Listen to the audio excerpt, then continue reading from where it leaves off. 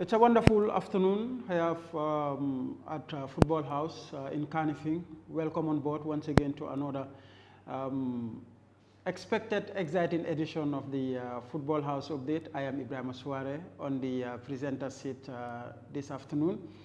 And with me, I have the competitions manager and former Gambian international Mo Jane as guest to discuss GFF League matters, and we have a whole wide range of topics to cover, ranging from the male and female divisions, as well as the female FF Cup, 20s, All Africa Games preparation as the team's manager. Team administrator. Administrator, sorry. Thanks a lot. Absolutely. The under 20, the new batch of players for the upcoming Africa Games, as they call it, is in high gear as we speak. The tournament obviously starts in Ghana, and Gambia plays its first game on the 8th of March.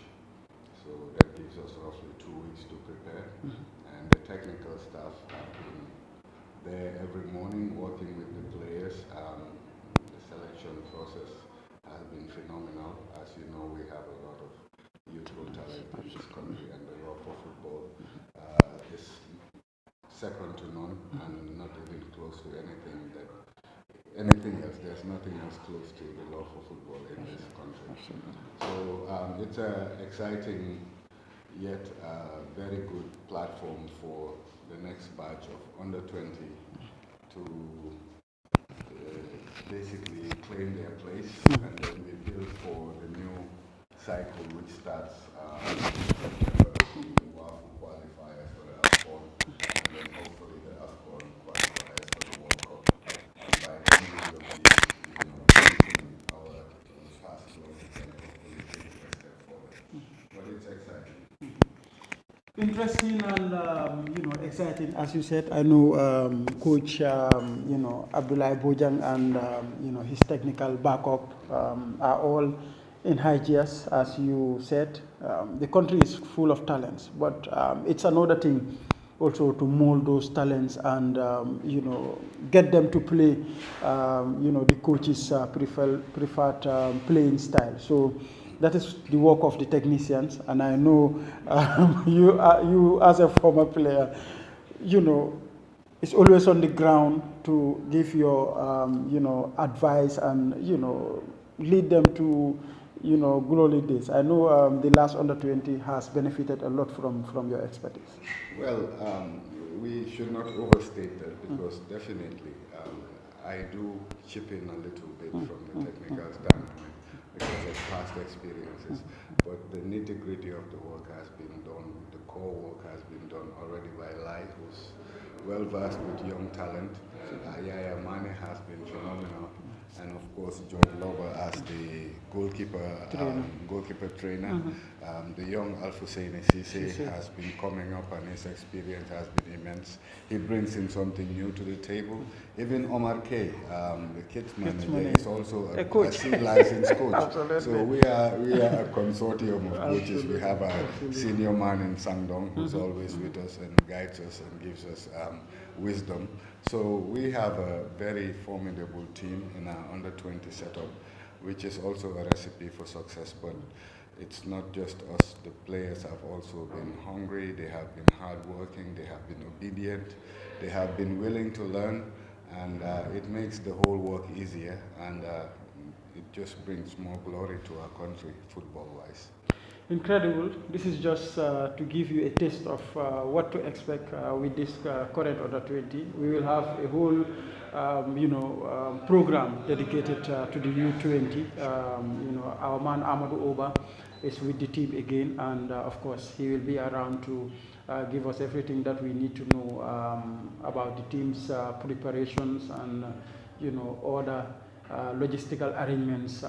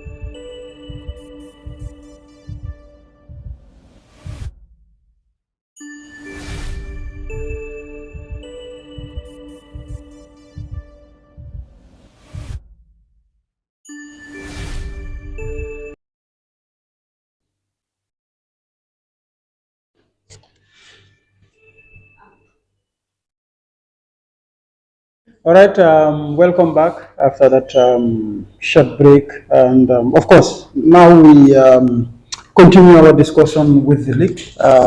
As you highlighted earlier, it's pretty much competitive, and we can say that as per the table, we've played 14 matches so far. And of course, there is a round to go, which is week 15, and the rescheduled week 9 matches. Those are, two round of matches. But then it's anybody's league to win, as per the table. And 3 points is separating the top three: Real de Banjul, Fortune, and of course, Team Rhino. Yes, Rhino have been the surprise package of the season. They have been very dogged and consistent. From the start of the season, you would expect the likes of Real de Banjul, the likes of Fortune FC to be challenging for honors. And Rhino being a young team, no offense to them, and not really experienced in this level. They were able to hold their own the previous seasons. But they've kicked on, even though their team has gotten younger as well. Then you have obviously Fortune. They have been very ambitious in the way they've approached the game compared to other clubs in Gambia. They're becoming more organized. Their team is getting younger. Earlier as well, they used to have these so-called veteran players or, proven Division 1 players. But they are now in the business of also bringing up, grooming up, young talent. We know Real de Banjul, they are the #1 club in the league. They are the defending champions. Their structures are second to none in this Gambia. So it's been a fascinating league. Obviously, there are other clubs that can really, turn the tide come the second rounds. The likes of Birkama have been a little bit disappointing this year. Greater Tomorrow from nowhere are playing beautiful football, Biko is not far away. Biko are getting better. They are the sleeping giant. They are the giant killers, but they are no longer giant killers. In that they are giants now. They have to take up that mantle and know that they are no longer giant killers. They are not the small boys, but they are one of the big boys. A historical club, well organized. There was a time they had their downslide, but they are back fully. We know about what they are doing with youth players. The likes of Yankuba Minte went through there, Adam Abojang. There's new players there. There's Ismail Amane, Yukase Sanyang. And it's something that is sustainable. That is what is most exciting. It's not like having a matchstick and just write it. Yeah, there's a structure and it's sustainable. So clubs have been not only competitive in the league, but there's a bigger competition in terms of structure and what happens in the future. And one of the most informed clubs also, Banjul United. They've out of their last 5 games, they just lost once. Yeah, Banjul United have picked up a rich vein of form, but they have amongst them, they've always been a organized club. They have always been difficult to beat. But if you have the likes of Mansour Mbai, who is really class, he's already played in the World Cup under 20, so he's not faced by the occasion anymore. And when he's in a good form and they are scoring goals, they've been winning games. So it's a good formula for them. Yeah. Now, before we look at those at the wrong end of the table, we must talk about the newly promoted sides, BST and TMT. I think they have bring something into the league that though they are new teams, but at least they have bring something extra. Yes. Into the league in terms of visibility, in terms of fanfare. I think, and also they are not doing bad. They are not doing bad. TNT is 9, BST is 10. So a point is between them, 20 and 19. Yes, you will look at them, and with all the hype around them, you would expect somebody who really is not affair with the matters of football will expect them to say that they are having a poor season, but it's far from it. They have been more than competitive. They are not far away from the front pack. And they are also well structured coming in. The owners are very ambitious, they are young, and they bring a new dynamic to our football. So it's all good for us. It's all good for us. Unfortunately, we must talk about that. Birkama, Walidan, Banjul. The historic clubs. Yes, at the start of the league, nobody saw this coming. That Walidan, Birkama, and Wabanjul, a team that is always strong defensively, is now leaking goals. And not scoring on the other side. Yeah. It's been a poor showing for Abdul Boy and his team. I think they might have a little issue with recruitment. If I may say my personal opinion, Banjul is a really small city of a limited amount of talent. But if you look at the number of Banjul clubs that these teams have to compete for, it makes it very difficult to put up a formidable team over years and years and years. So I think this is what is affecting Banjul right now in terms of depth. The likes of Gata, Modulame, Mutsaliu are not replaced. There are good players that have come in, the likes of Balame. Absolutely. So this has been an issue of continuity with the Banjul club, presently with Banjul particularly. Walidan, they have been disappointing. They've invested resources. I'm not sure how smart. The results always determine how smart your investment is, but it seems like they've got it wrong and they need to figure it out quickly before it's too late, because it's such a historic club, the most decorated club, in fact the oldest club in the Gambia, and we want that tradition to continue. Even if we want new blood, that's the mixture that we want, and a very, very good competition of, tradition and, progressive clubs. You talked about Birkama earlier. Birkama. A town club, or a club of a whole region, West Coast region. Yeah, it's a community club. But now, absolutely, we have other clubs competing. Yes. Fortune, the likes of Bombara, Tomorrows, they are all competing for players with Birkama. And just to add on to that, in the third division league, they have, I think, 24 clubs. Wow. Yeah, so that is all in the vicinity or in the area of Birkama. So they also have things that outside of football are enviable, but right now on the pitch, it's not been working. I'm not sure why, but I'm sure they'll look into themselves going into the second round, because it always brings a lot of surprises when we get to the second round of competitions. Teams buckle up, they know what they need, and we'll see what happens. But for now, they also have not been good enough.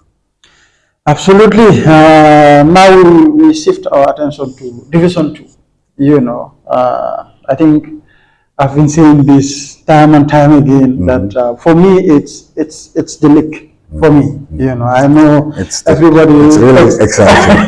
Absolutely, it's really exciting. Because week in, week out, team at the bottom with teams, at the top end of the table. You just cannot predict which team is going to win. At least in Division 1, you can say, Bimon may win. But for Division 2, it's a different case altogether. Yes, it's a competition where, as you said, you can't really predict. We have 18 teams of, different calibers, but on the day, it really doesn't matter what the name of the club is. We've seen upsets that we never could foresee.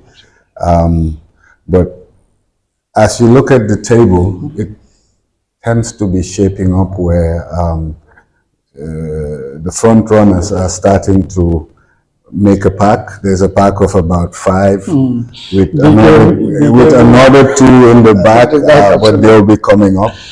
So it's a marathon. As you see the Kenyans run it, they start from behind and they start to come through as the race progresses. But it is going to be a very exciting race, and the round starts today. We have 2 more rounds. before we go to the second round or the transfer market. And those 2 rounds are vital because even this week's matches have some exciting matchups. Exactly. You know, earlier, you know, during the beginning of the league, you have RS Talinding and Hawks. You know, running away with the Yeah. promotion Yeah. and title race. But then, as the seasons goes on, we've seen BK Milan now on top. You know, Gambia Ports Authority started Yes. very slowly, Yes. but now I think with the experienced players they have, they are beginning to you know, take shape.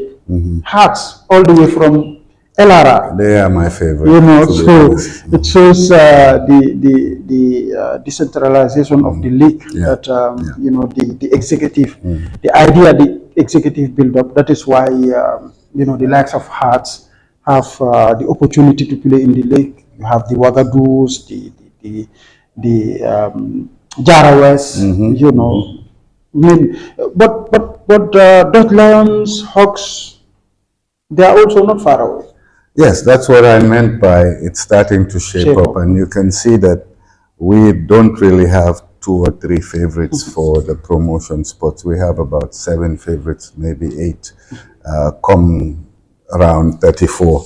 I think it's going to be a very tight race, and whoever ends up in the top 2 will be very lucky to get that automatic promotion, because with the playoffs that will also ensue after the end of the league, which is the 3rd place to 5th place plus the 16th place of the Division 1 team, is also a very exciting prospect to think about who those 3 teams are going to be in the playoffs, and the Division 1 team that will get a chance to remain or go back to the 2nd division. So and like the 1st division, the newly promoted sides are not doing badly. You know, Wagadu, they return, and you have the likes of Medina, yes, and of course, you know, Serekunda United is not having the best of seasons, but then the order Serekunda FC, Serekunda FC, formerly Gamtel, you know, they are also you know, not far away from the relegation zone. But the two of the newly promoted sides are doing very well in Wagadu and RS Talinding. They occupy 7 and 8 positions. Wagadu and Medina, yes. Medina, exactly. Medina, also a team with ambition. We know them. They are from the Lamin area, but their outreach goes beyond that. They've been able to recruit wisely from a technical standpoint. Right now, the former Hawks head coach, Aliou Diagne, is actually their head coach, and it just boosts the morale of the players. They are becoming more of a national club rather than a community club. The other club that you mentioned, Hart.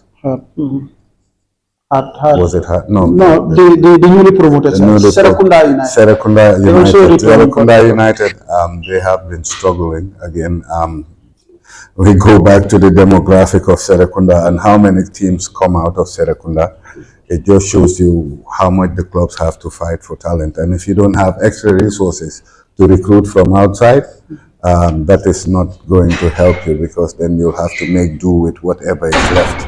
So this might be the problem of Serekunda United.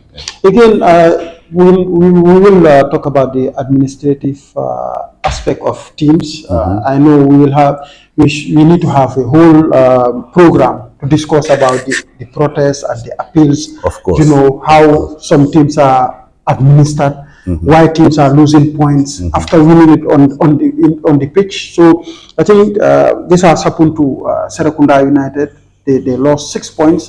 Wagadu gained 6 points, you know, all down to administration. So it shows football is not all about on the pitch matters.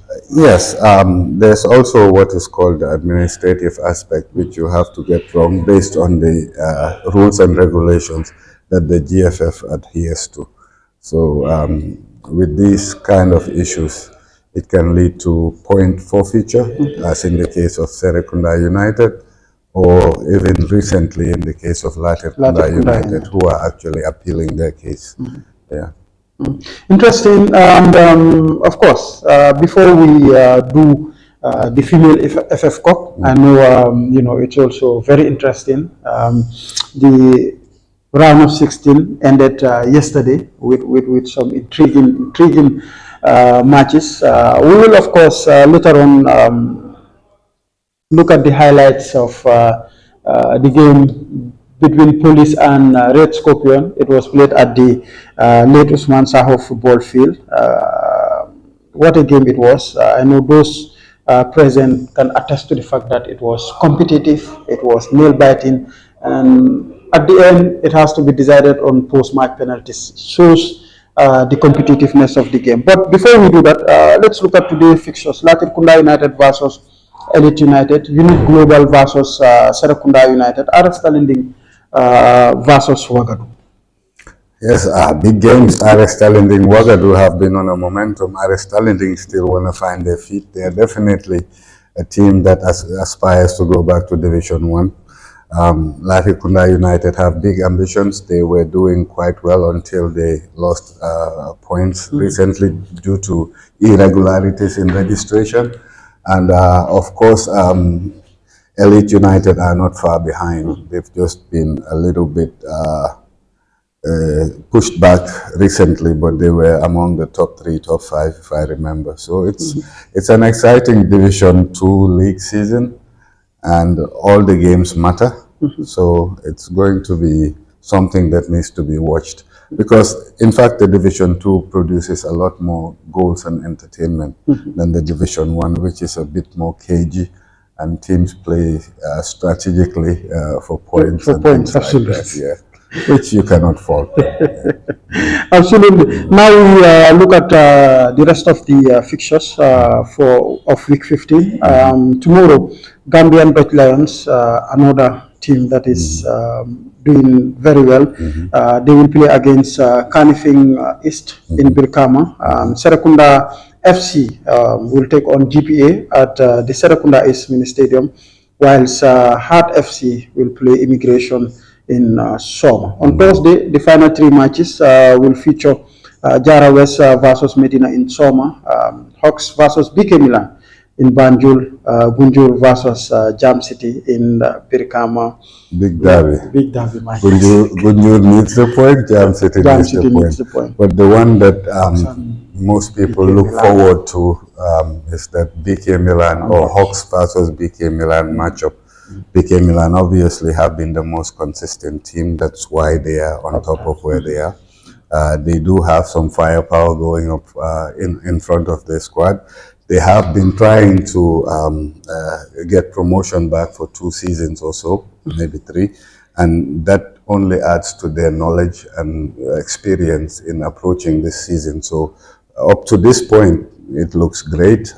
One issue that they've had in previous years has been the fact that they seem to falter in the second round of competition when with fixtures that you expect them to get maximum points. Absolutely. But you would expect them to learn this season and be better off. So Hawks on the other side, after winning the National League in Division 2, 26 years after their last one, I think they were still in a party mode.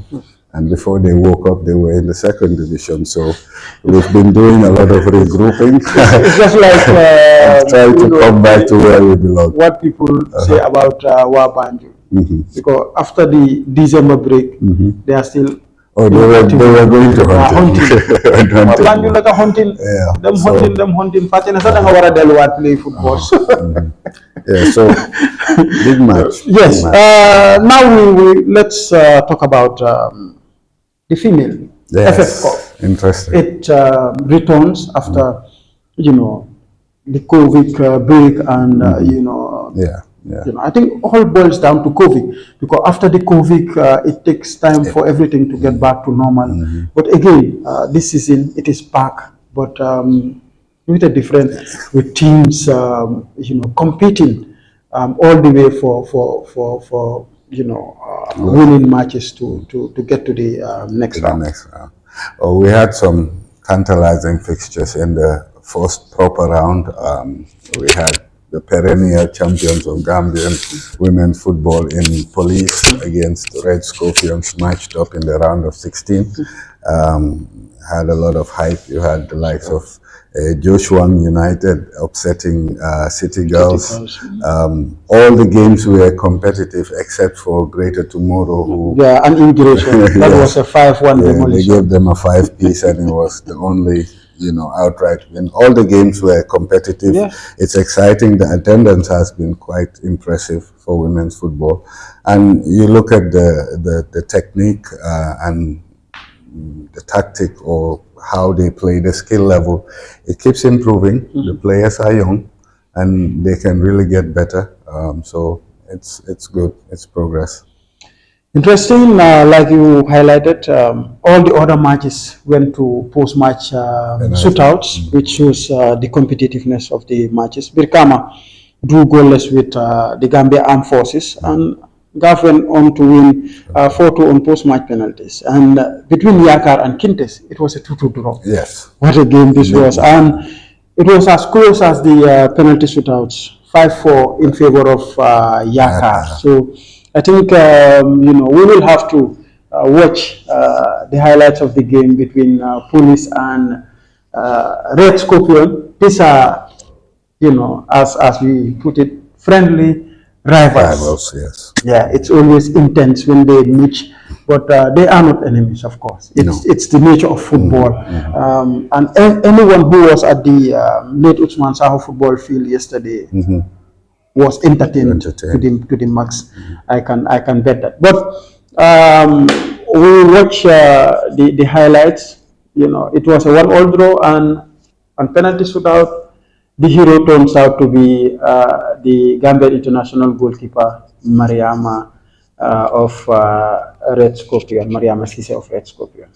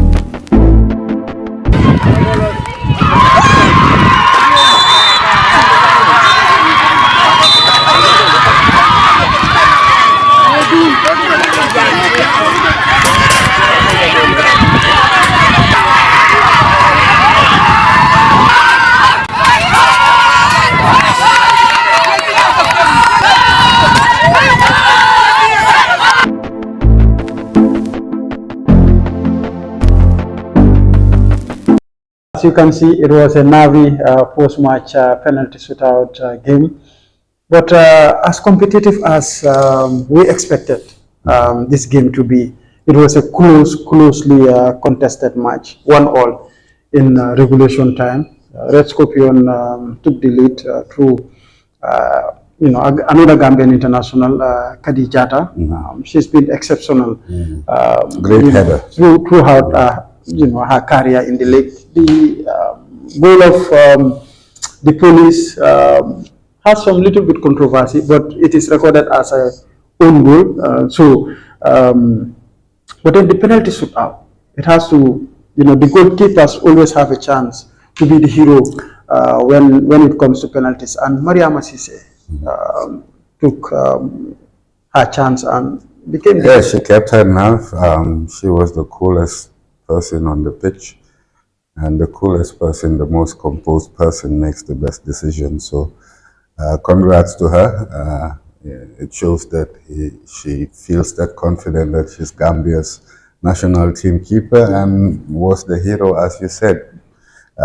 Congratulations to Red Scorpions and commiserations, obviously, to Police. But that's the nature of the cup. It's a knockout round all the way, and it's exciting. So the best team or the worst team on paper can always win, and that's why there's the cup competition.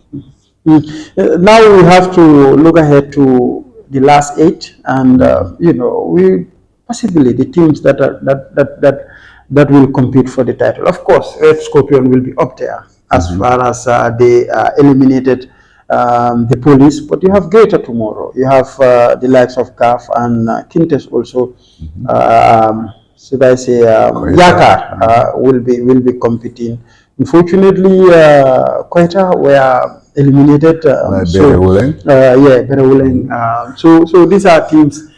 It's open for every team to win. Yeah, so if you look at the bracket, you can see how each team can navigate to get to the finals. And from the right side of the bracket, you have Red Scorpions as the most prestigious team. And if you look at the left side of the bracket, which contains a few Division 2 teams, Berewuleng, who have been strong the last 2 seasons, they've actually tried to break that dominance which Police and Red Scorpions have had in the past seasons. They have come in and have challenged for this, and I'm sure they'll ask their own questions, and they have their own path to navigate into the latter rounds, and maybe we can have a Red Scorpions or Berewuleng final, or Joshua United. You never know. They are in Division 2, but they've already upset City Girls, and will that momentum carry them through? We'll have to find out. Exactly. Now the matchups will be Yakar versus Mansawali, Berewuleng versus GAF. Those are the quarterfinal matches, and the other matches will see Joshua United take on Red Scorpion, and of course, Greater tomorrow will take on Future Bay. So these are very interesting matches, and like you said, it's a knockout game. You cannot underestimate any team. Teams will know that. Let's do it warga. The winner takes all. Exactly, and if you can hold your fort until you get to the penalty shootout, you may end up winning out of that and have a good performance from a goalkeeper or good shooting from your players. So that's the nature of the cup competition. It's very exciting, it's very competitive, and it gives the chance for the little guy to beat the big guy. Absolutely, all the time. Absolutely. This is why we are all in love with the FF Cup, because teams that will traditionally not have chance to play each other will match up, and sometimes surprises can happen, like you highlighted between City Girls and Joshua United. City Girls is a top tier team, Joshua United a second division team, and that was a shock in the round of 16. But then like you said, the pool A, That's where Yakar, Mansawali, Berewuleng, and Gaf will on their one team will. So we have Berewuleng against Gaf and then Yakar against Mansawali for the quarterfinals. The winner will face off in the semi-final. In the semi-final from that bracket. Exactly. And obviously Joshua have their work cut out for them. They face off against Red Scorpions in the quarterfinals. And Greater Tomorrow will face Future also in the other bracket of the quarterfinals. I know many will say, why don't we have a final of Berewuleng and Red Scorpion? It's not easy like they have to earn it. They have to earn it, yes. Absolutely. Definitely. Absolutely. Now we are running out of time. Very soon we will wrap up. But we must talk about the transfer window for the Women's League, the registration, how are things going, and when it is going to end? It's actually open. The transfer window has been open for a week and it's ongoing. Clubs have been doing the necessary administrative processes to register or deregister players. And so far so good. For now, we haven't encountered any issues because all the clubs are very well averse with the procedures involved, especially after having one at the start of the season. So at this point, it's just more of continuity and following the rules of, registration. Absolutely. And I know teams will beef up, and it will be quite interesting for people to know that in the female league, a lot of signings happen in terms of transfers, and yes. You will see teams, lesser,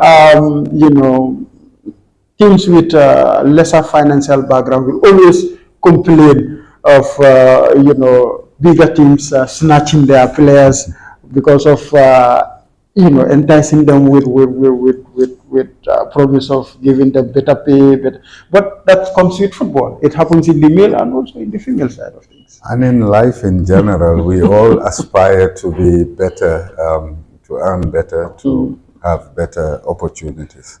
And it is, I cannot say it's unfortunate, it's just part of the natural process of development and progress.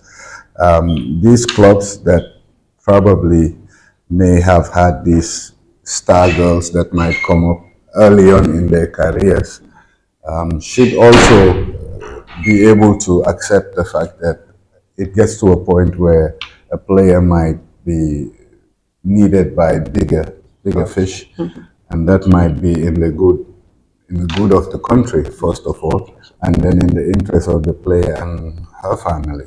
So this is something that it's a little bit uncomfortable dealing with the players or the clubs that have lost these players, but it's just the natural order of things.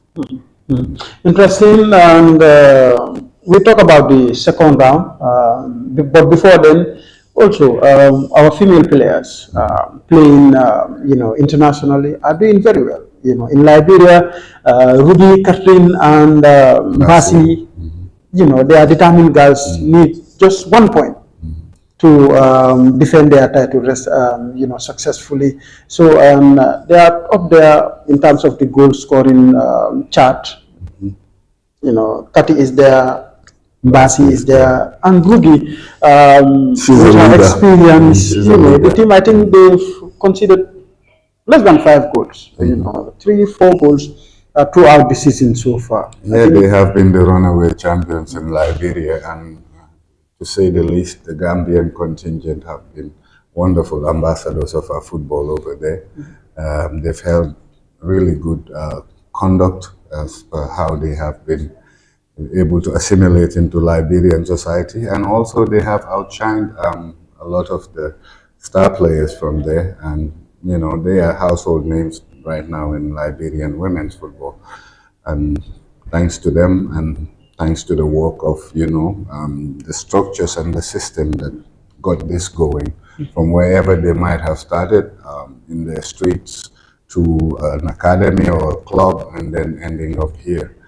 it's evolution. This is what we are looking for. That's why we're trying to do this job, and for them to represent us so well that more girls will be given opportunities to go out and change lives and change the lives of their communities. And that is exactly what is happening. We've seen, just recently, Ellen Guy went to Ghana with Yes. Lady Fish. Khadijaju is there, and of course, Ola Buaro from China. Now she's in Russia. Yes. So we have the likes of Fatou Kante in Villarreal, Manima, name them. We can, And the, and the Nigerian leading contingent also. scorer in Adamatamba. Adamatamba, She's holding exactly, her own, exactly. Age or not aged. So yeah, definitely. Absolutely. Now let's end things with the second round of the female league. I understand it will commence soon, and of course we know there will be break for Ramadan. Yes. As per the female league.